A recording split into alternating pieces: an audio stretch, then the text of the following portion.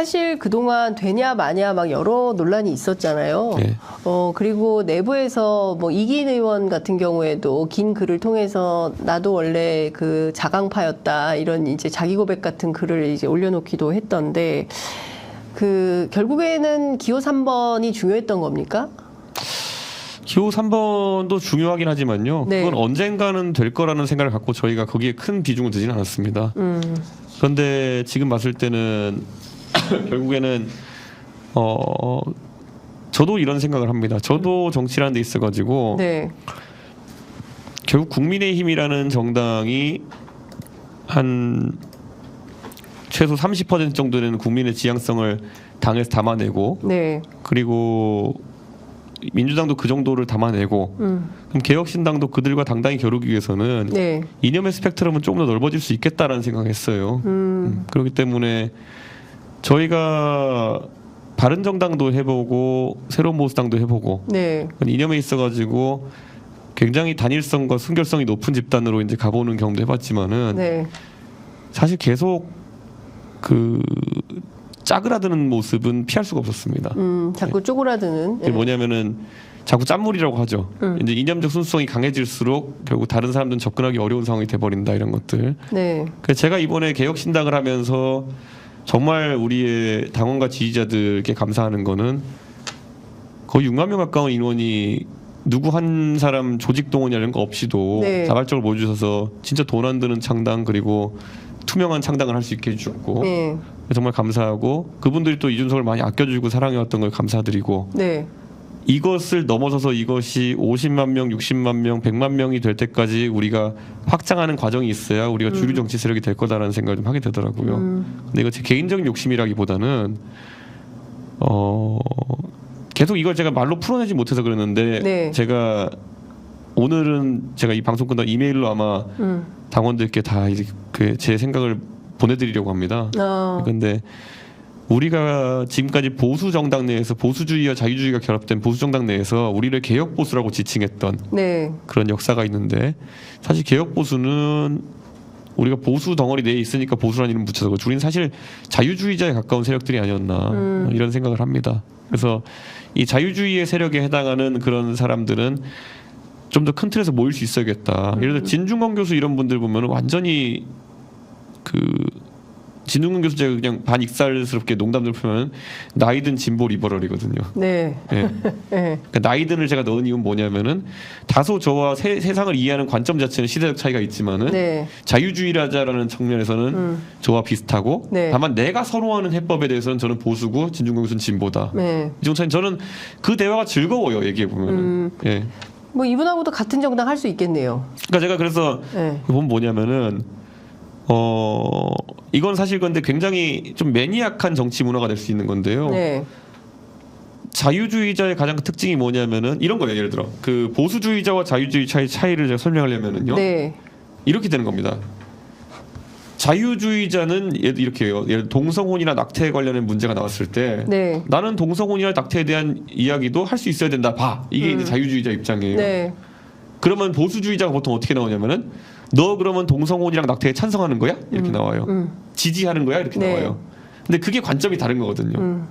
보수주의자는 그거를 논의 테이블에도 올리면 안 된다. 왜냐 네. 이거는 절대 용납할 수 없는 주제니까. 네. 이런 관점이 자유주의자는 나는 내 선호하는 게 보수적 자유주의자는 나는 낙태 반대할 수도 있고 네. 나는 뭐 동성혼 반대할 수도 있고 그런데 테이블에 올리고 얘기하는 남의 자유를 막을 수는 없어. 네. 까지가 자유주의자의 모습이거든요. 저는 그게 그래서 보수 정당 내에서도 네. 그게 이제 내부 총질론이나 이런 것들이 나온 이유가 뭐냐면은 보수적 보수주의자와 보수적 자유주의자의 관점의 차이 때문에 그렇습니다. 그러니까 저만 해도 이런 거예요. 저는 이준석 까는 건 네 자유다. 네. 그것 때문에 내가 널 싫어하고 뭐 이럴 수도 있겠지만 이준석 까는 거에서 난 뭘 안 한다. 네. 네, 이런 거죠. 다만 논리적으로 틀린 게 있으면 반박하고 뭐 이런 거지. 네. 누구든 이준석 깔 자유 있다. 대신 나도 너를 자유롭게 깎겠다 이런 거거든요.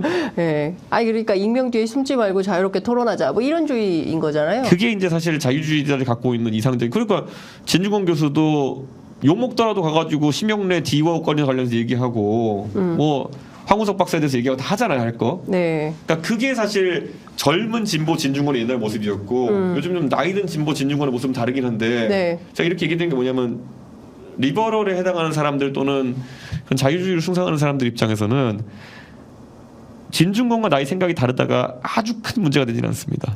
근데 사실 뭐 말씀해 주신 대로 정치권 안에 자유주의자들이 많죠. 그 민주당 안에도 자유주의자들이 있고 또 제가 아는 대표적인 자유주의자 중에 한 명이 누구냐면 이현주 전 의원이거든요.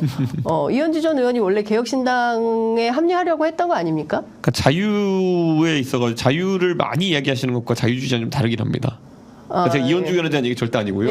그 보수 정당에 보면은 자유 얘기 많이 하시는 분들 대통령부터 시작해가지고 윤석열 대통령이 자유를 그렇죠. 35번씩 얘기하고 그래요. 자유라는 단어는 자유주의자의 자유와 그리고 반공에 있는 그 공산주의 대척점으로서 자유는 다른 거거든요. 네. 그런데 보수 쪽에서는 후자로 많이 씁니다. 그 반공의 그 공산주의 대척점에 있는 자유진영의 개념으로 쓰는 게 많거든요. 그런데 자유주의자의 자유의 개념으로 쓰는 분들은 그렇게 많지는 않습니다. 이현주 의원님은 자유주의자가 맞아요. 네. 실제로. 네. 그러니까 이현주 의원에 대한 지적이 절대 아니고요. 그런데 그 보수 쪽에서는 자유라는 단어를 쓴다고 자유주의자는 아닙니다. 그럼 같이 할 수도 있는 거 아니에요? 이현주 전 의원도? 근데 이현주 의원님은 지금 민주당에 대한 뭐 좀 호의적인 말씀 많이 하고 계시잖아요. 뭐 그거는 뭐 그것도 자유죠. 제가 뭐라고 하겠습니까? 본인의 선택이다. 예. 예, 알겠습니다. 이건 좀 어떻게 생각하십니까? 홍익표 원내대표가 개혁신당을 가리켜서 좀 나쁘게 말하면 혼란한 여러 정치 세력의 연합 수준 아니냐 이제 이런 비판이고 국민의힘 그 윤재호 원내대표도 비판했어요. 사실상 양당에서 똑같이 비판을 하고 있는데 송일정 의원 같은 경우에는 짠맛을 잃은 소금이 됐다 이런 비판도 했습니다. 네. 뭐 비판을 하실 수 있는데요. 자유가 있어요? 비판할 자유? 저는 뭐 굳이 반박할 내용이 없네요. 왜냐하면 뭐 을에 나오는 얘기고 네. 이거야말로 제3지대에 창당한 사람들이 입증해야 되는 것이기 때문에 네. 저는 뭐 우려 사항은 잘 전달받았고 하지만 오히려 우려는 명확하게 저희도 이해하고 있었기 때문에 네. 그런 결과가 나지 않도록 할 겁니다. 알겠습니다. 이 얘기 좀 여쭤볼게요. 아까 이제 말씀해 주시다가 그냥 중간에 다른 길로 넘어가 버렸는데 이낙연 대표가 호남에 출마를 하게 된다면 광주, 서울이 될까요?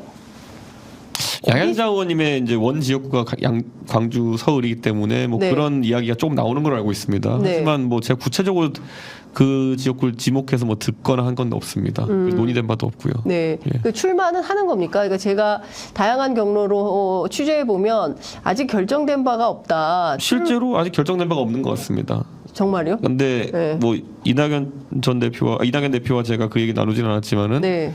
당내 다른 구성원들은 이낙연 대표가 그런 어떤 결기 있는 모습을 보여주시길 바라는 움직임이 있긴 있습니다. 예, 그러니까 당내에서는 이낙연 대표가 호남, 특히 광주에 가서 출마를 해야 그래야 이낙연 정치의 명분이 생기는 거 아니냐라는 지난번에도 언젠가 그런 말씀을 좀 하신 거 보여줘야 된다 이낙연의 그렇죠. 정치를. 저는 근데 꼭 그 방법만 있는 건 아니라고 생각하고요. 네. 다른 좋은 방법들이 있을 겁니다. 그런데 뭐라도 하셔야 된다는 인식이 사람들이 있는 거죠.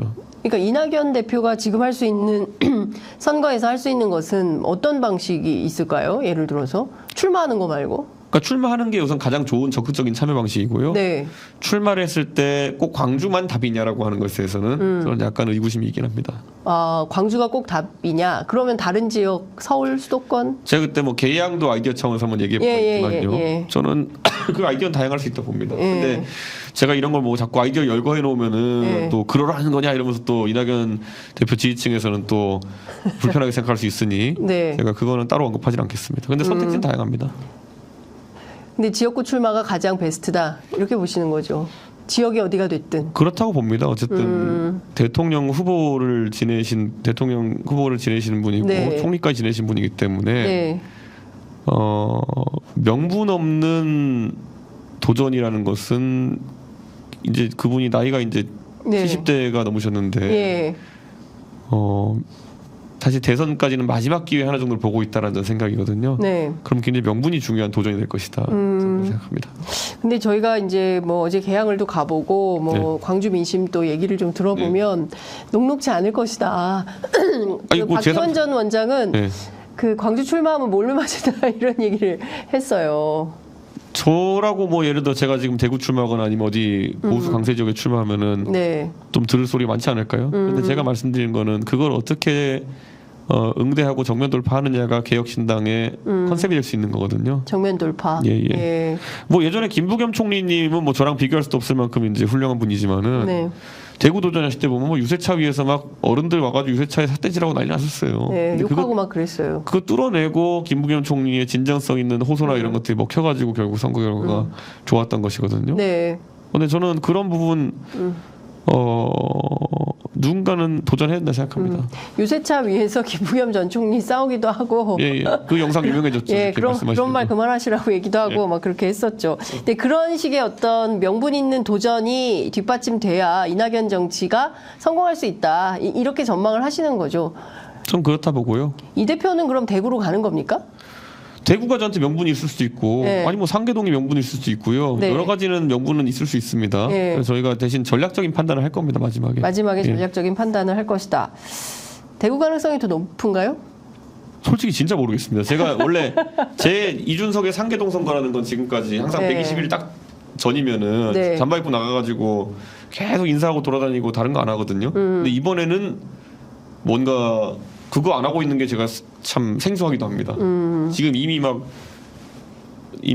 한 60일째 인사를 다니고 있었어야 되는 상황인데. 예. 예. 전혀 새로운 선거를 하고 있어요.